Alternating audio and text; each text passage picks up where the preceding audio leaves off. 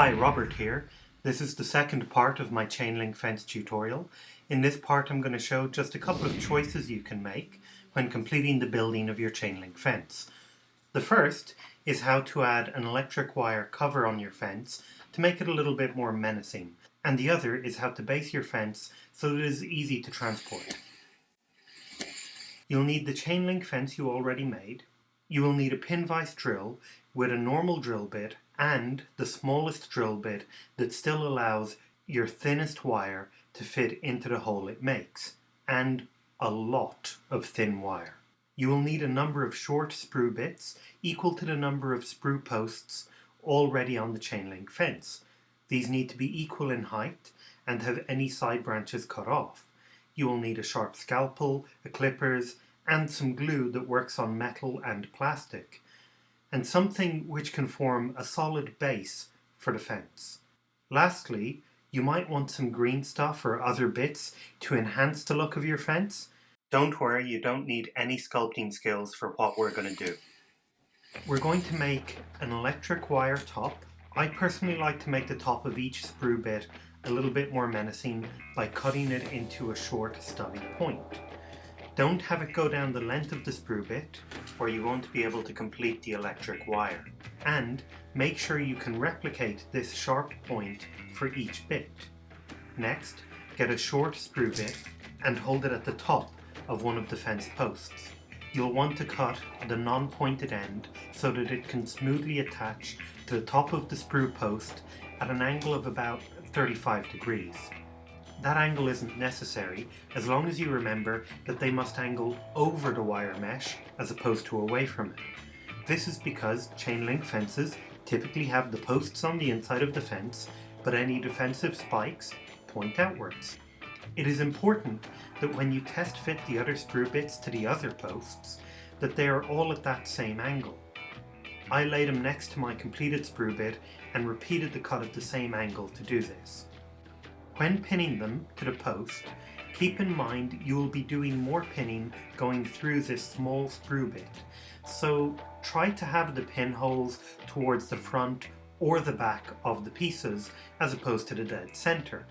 And of course your electric wire will go through the other side. When the test fittings are complete, do not glue them to the posts. We aren't finished yet. Now we need to drill holes that go sideways through each sprue bit. 2 or 3 holes spaced evenly along the length of the sprue bit are best. This must be replicated near exactly for each sprue bit. So you can use my blue tack pinning method to ensure the holes are at the same spot on each sprue bit, and that's in my pin vise tutorial. Or you can hold 2 sprue bits together, like so, and drill through the holes already made from the first one to create the holes in the second one.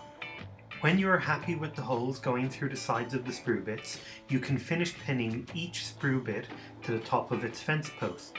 When they are dry, you need to get your thin wire, ensuring you have a piece that is straightened out and of a greater length than the whole fence.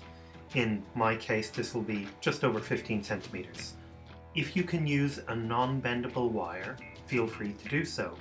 Otherwise, you're going to need decent wire that you can straighten out fully, but that will not hang limply if, when glued, there's a bit of give in the wire.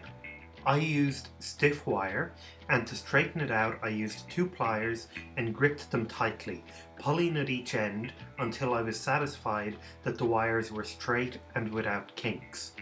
Then, thread the wire through the lowest set of holes. Leave some wire sticking out at each end of each of the posts. Now put the glue on the wire that is to one side of all of the posts.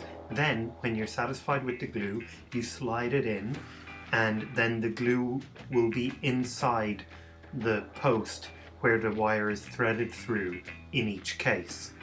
When all of this is done, you repeat the process for the other sets of holes along each of your sprue bits. And lastly, you can finish the end of each wire with a small piece of green stuff. I just rolled out 6 equal-sized tiny balls of green stuff, and then I pressed each one onto the ends of each wire, and it flattened it a little, and it lends to the electrified look.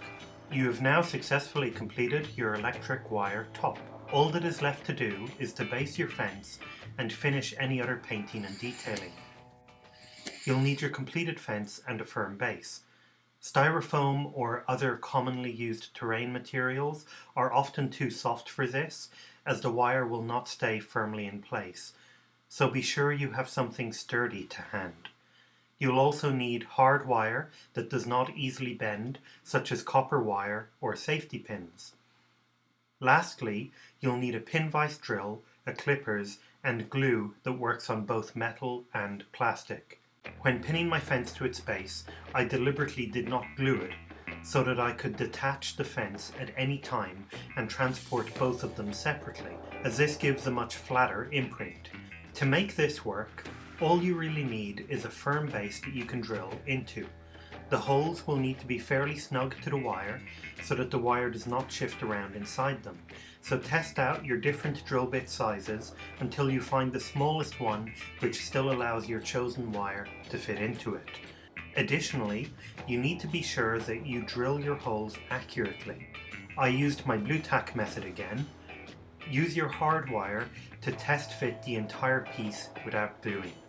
If you are happy with the result, you can then glue the wire into the fence posts permanently. You now have a chain link fence that is easy to disassemble and transport. The last thing I'd like to mention in this video is that after the first video for chain link fences was posted, a user from Reddit called NotMuch23 suggested I try wrapping the wire around each post individually and the bit of mesh touching that post and tie it off once it's done. I thought this was a great idea. I'm really glad someone suggested it.